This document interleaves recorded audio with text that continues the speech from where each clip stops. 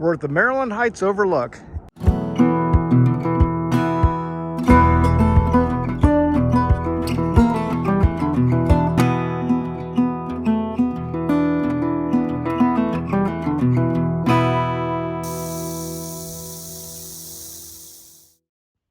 Hello everybody. As I mentioned in the last video, I'm going to spend a day in Harpers Ferry and just look around. So I'm just putting together a quick video of the things that I thought were interesting as I walked around.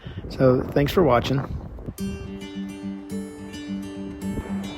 So this is the walking bridge that got taken out by a train derailment a couple years ago. And kudos to the train company and the park service and the city of Harpers Ferry and everybody involved that got that put back together so quick.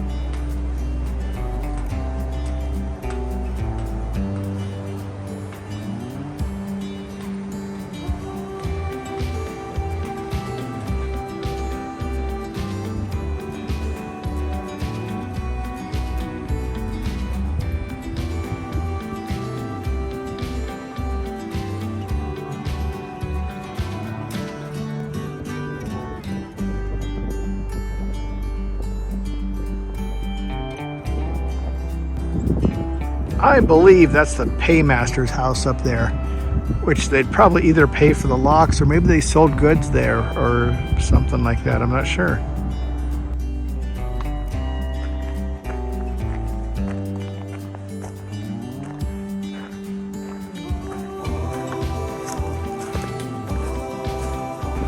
Right now I'm walking through Lock 33 of the C&O Canal.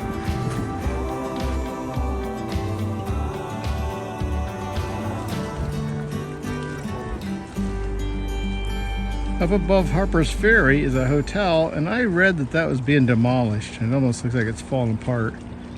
But that would have been a great view at one point.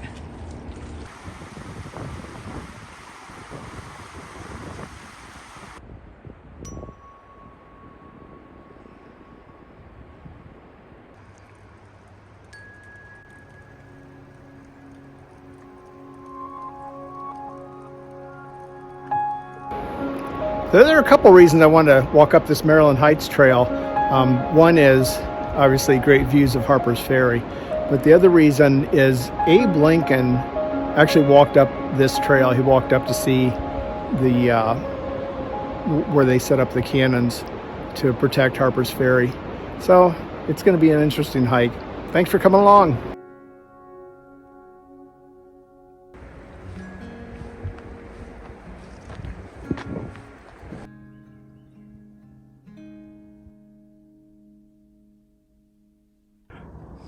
So this is the naval battery where the Union forces had cannons to protect the city. I would imagine they could fire on any kind of boats or troops coming down the Potomac River.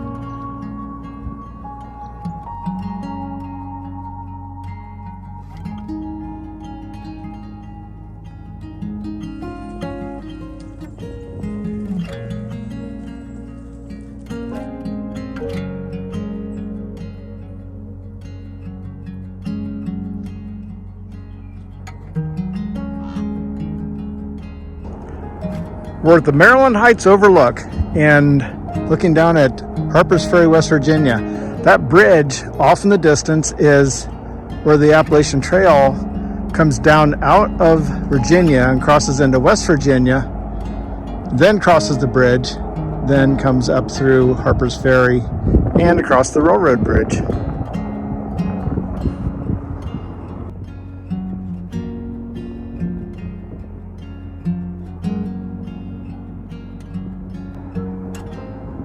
Part of this overlook is closed because there are peregrine falcons nesting in the cliffs. I'm gonna keep an eye out for them. I haven't seen any yet. The cliffs look kind of cool.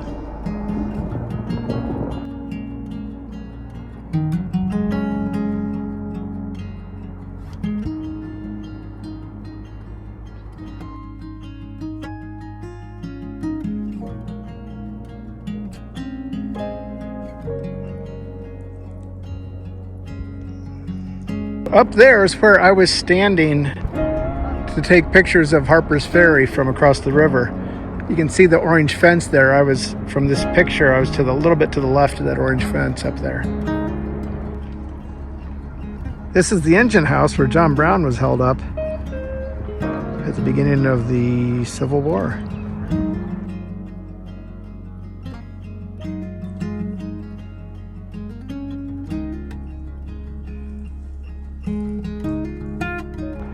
Just for reference, John Brown's fort was actually up here on this hill. There's a monument to where it was. It had been moved a couple times and restored, but that's the original, just down the hill.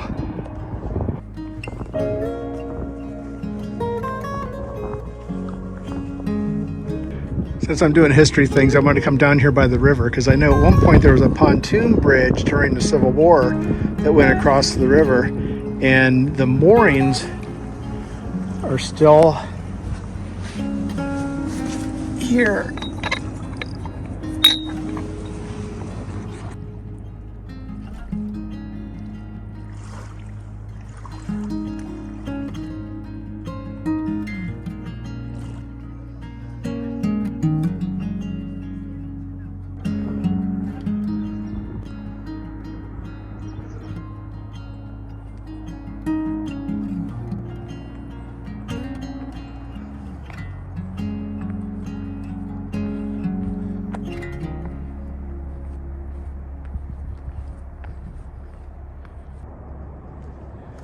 That's Jefferson Rock.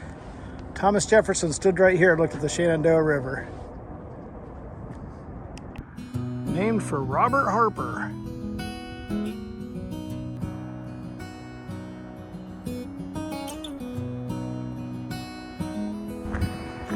I wanted to visit this while I was in Harpers Ferry. This is the Shenandoah Pulp Mill, where the water came from the Shenandoah Canal waters and turned grinding machines and different other things that made pulp for the paper industry.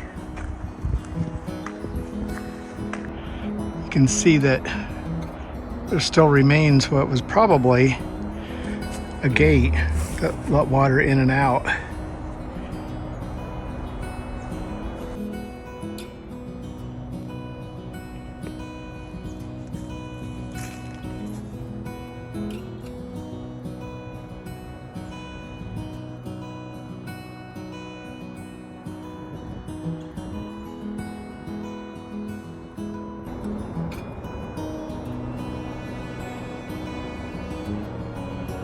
There's a crane. Some of the stonework from the Shenandoah Canal. Still some water in it. There's a bridge built 1886 that crosses the Shenandoah Canal.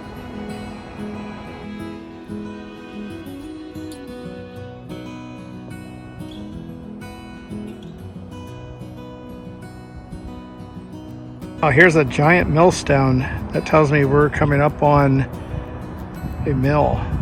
I found the mill. From what I've read from one of the signs, it says that this giant retaining wall was built along the Shenandoah River. And then we funneled water into the mill. We're going to go take a look at that in a second. So then the water entered the mill in these two tunnels.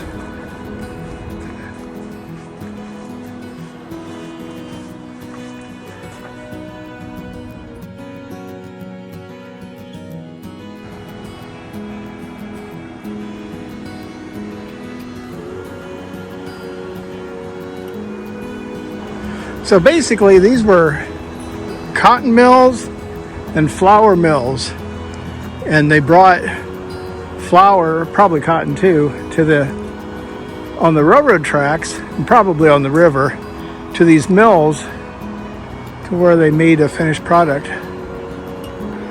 There's the river, there's the turbines. So this railroad is elevated to bring it up to grade to cross the bridge. Interesting. This is the Armory's house. I'm just interested in how these are real shutters they actually close to prevent, damage from storms. And they have hinges, but this is kind of interesting. It's got a little lock there that keeps it open. So thanks again for watching, and tomorrow we resume our regularly scheduled broadcast as we head into Maryland.